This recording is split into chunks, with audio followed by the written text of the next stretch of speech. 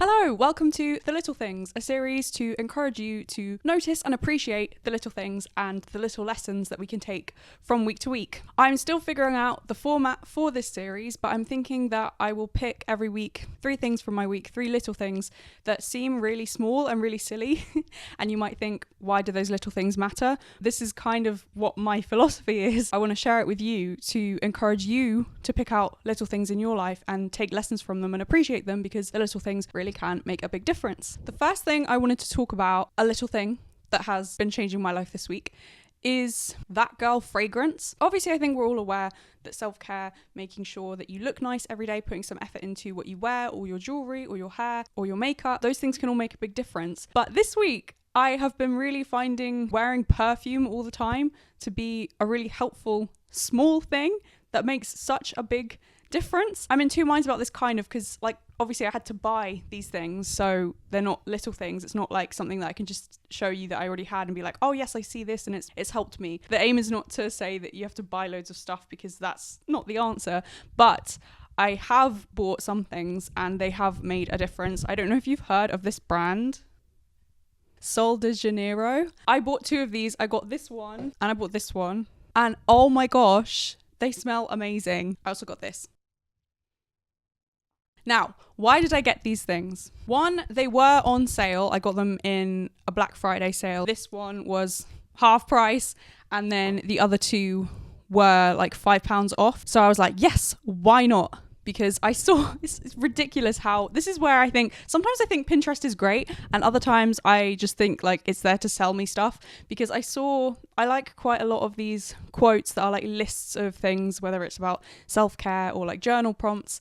I love those lists. I'll put a few examples on the screen, and one of them talks about this brand, Sol de Janeiro, and I was like, what is that? I've never heard of it. Ended up buying these 2 because they were on sale I got them from Boots. Part of me is like, oh, this is bad, because I saw something on Pinterest.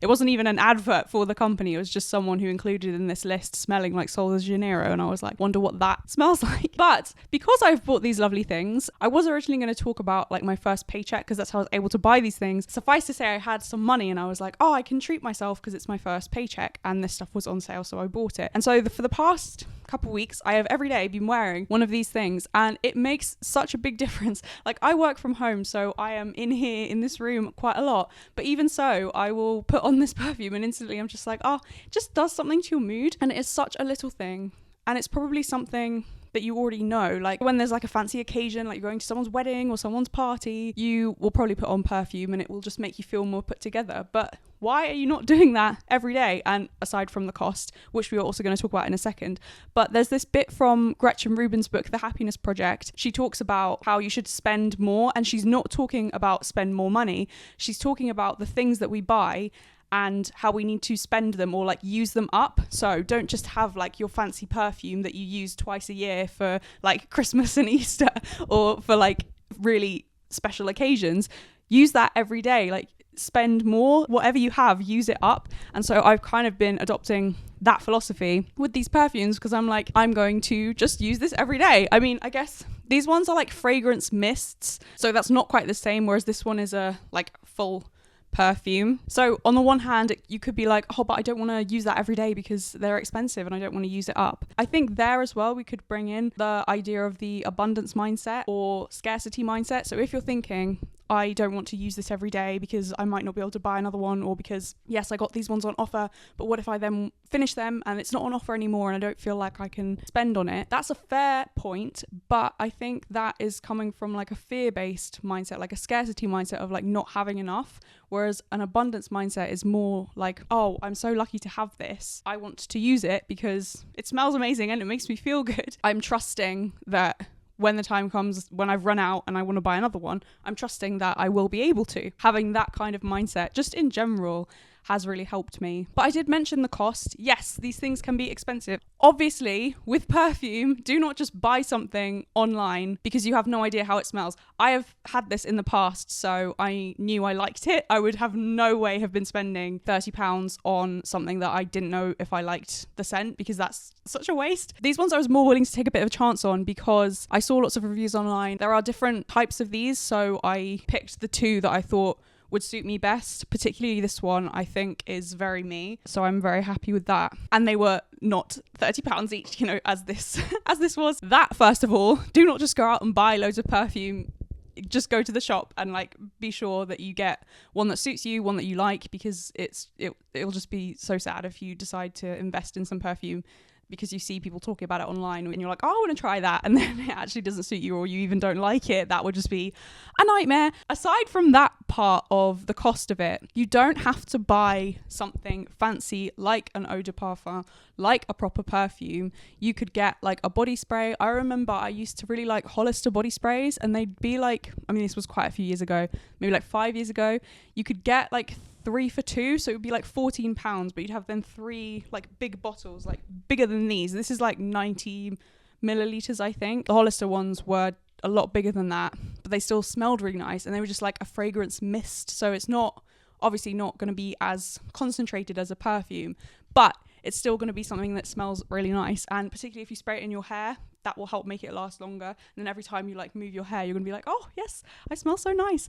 But it doesn't even have to be on a fragrance mist or perfume. You could buy like fancy body lotion or fancy hand cream. You could get like a nice candle. I've got an apple and cinnamon candle, I think, which is a really nice scent for autumn. It's just a little thing. Like, you don't have to spend loads of money. That's not the idea of this. I'm just saying that this is something that I have done because it was Black Friday and I bought this stuff, and I'm noticing that it makes such a big difference in the way that I feel day to day. So I would encourage you to either buy some kind of scented product like the perfume or a candle or some body lotion, something nice, or more importantly, I guess, more along the lines of what Gretchen Rubin talks about, go through your cupboard or go through your wardrobe, go through under your bathroom sink or whatever cabinet you have in your bathroom where you keep all of your cosmetic stuff. Don't save your nice stuff just for a fancy occasion. Try using this stuff, the stuff that you already have, try using that every day, and you might see that it helps boost your mood. The second thing that I want to talk about in this Little Things episode, second little thing, is I have been doing Christmas walks because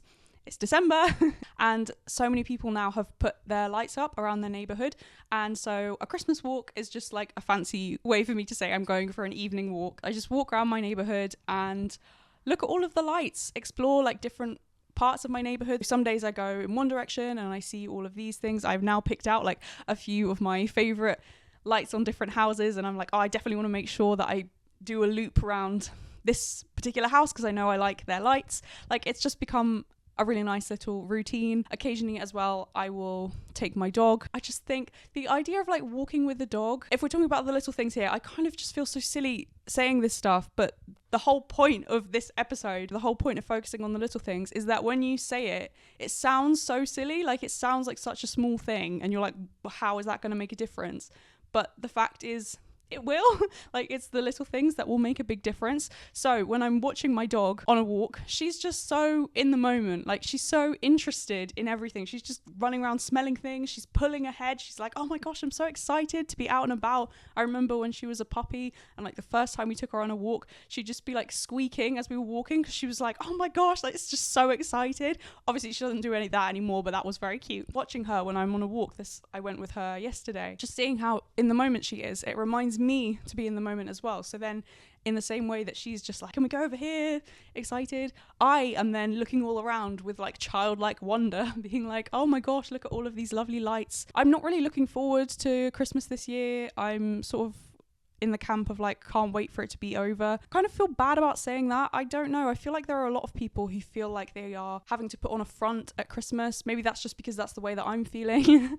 But I don't know how common that is, particularly like if you don't have young children or like young family members. Are you a Christmas person? I don't know. But even though I'm not really looking forward to Christmas, I have been enjoying these lights. I have been enjoying these Christmas walks. Even if it's only like 10 minutes around the block, it boosts my mood. It gets me outside.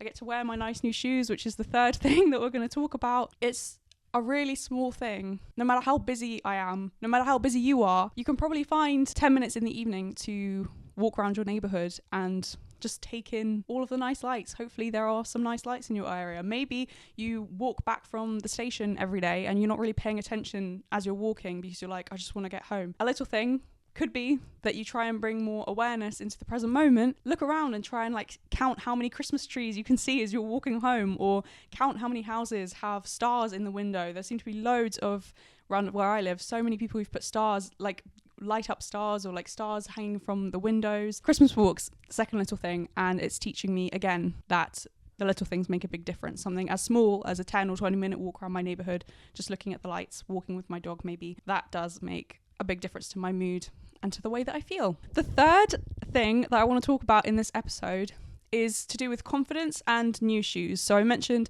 I'm going on Christmas walks and I've been wearing my new shoes. I've got some new trainers. I've had a problem with my foot and I need more supportive shoes. So many of my shoes have holes in them. I was like, I'm going to invest some money. So I got some Brooks trainers. Hopefully I can start running again, because I really enjoyed that for the brief time that it restarted. In like 2016, I would go running all the time. I loved it, and it would be nice to try and get back into that. It might just be like a nice challenge, or even just something that I could do a couple times a week.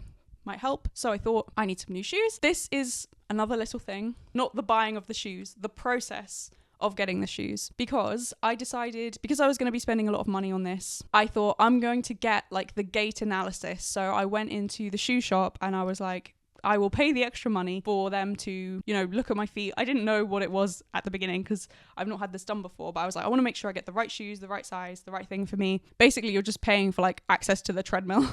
So I was in my old Brooks trainers and I ran on the treadmill, and they film you running, and it's to look at the way your ankle lands. It's something to do with the way you're running, so that they can suggest, oh, it looks like your foot is going in, so you need these kind of shoes because they're more supportive. Mine ended up being neutral. So I didn't actually need to have paid for this gait analysis, but I am glad I did it. And the reason I'm glad I did it is because I had this moment, like, I'm not someone who goes to the gym. If that wasn't obvious, I can't think of anything worse, to be honest. The idea of like being inside, I don't know, I just go for a walk. There's so much lovely stuff to see instead of going to the gym. We're not going to get into that. So I was quite unfamiliar with the treadmill. I used to go on the treadmill at school, but obviously that was a long time ago. I was a bit overwhelmed, and there was a moment, the guy who was helping was very helpful and wasn't like rushing me or making me feel like I had no idea what I was doing. So I wasn't feeling like, oh my gosh, I need to get on with this. There's someone else waiting for their next appointment or whatever. But it was still like quite overwhelming. But there was this moment as I was walking on the treadmill on like level 3 and I had to get up to level 9. I still have no idea what that means. I was just like pressing the buttons that they said to press. And as I was on the level 3 and walking, I had this moment where I was like, I can't do this.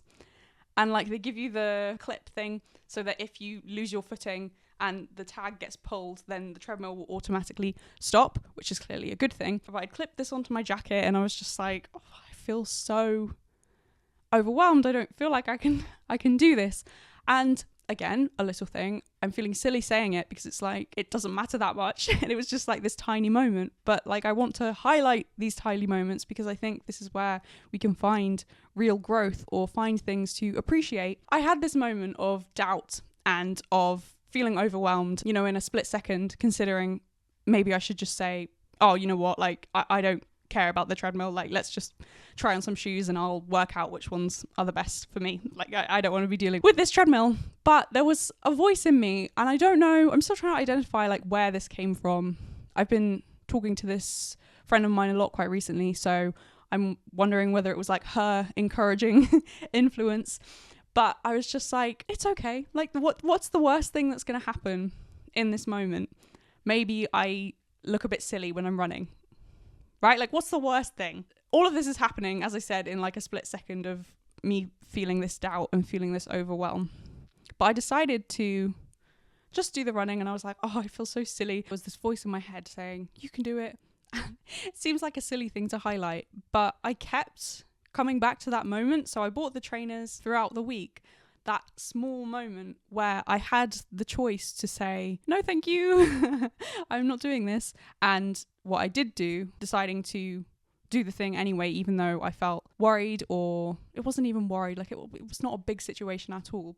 And it's like your confidence is built in those little moments. Like oftentimes we can think of if we're doing something that challenges us, whether that's like going to an interview or a new job or doing something, you know, starting your own YouTube channel, it can feel like in order to build our confidence, we have to do something big. Like it has to be a big deal, like something that everyone would recognize is stressful. Like everyone would recognize that a job interview, that's quite a not high pressure thing, but that's like an important thing that you are not right to be worried about, but it makes sense that you want to do well. It makes sense that you think about that and prepare for it, and maybe you're a bit nervous for it. That means that you care about it and you want to make a good impression, you want to get the job. Those things can help build our confidence. When we do difficult things, that's how we can build our confidence. But it doesn't just have to be those big moments. It can be these small moments of doubt where we have the choice to not do something, but we decide to push through that and do the thing anyway, even if we feel, oh my gosh, it's going to make me look silly, or oh my gosh, what if this happens, or what if I can't handle it.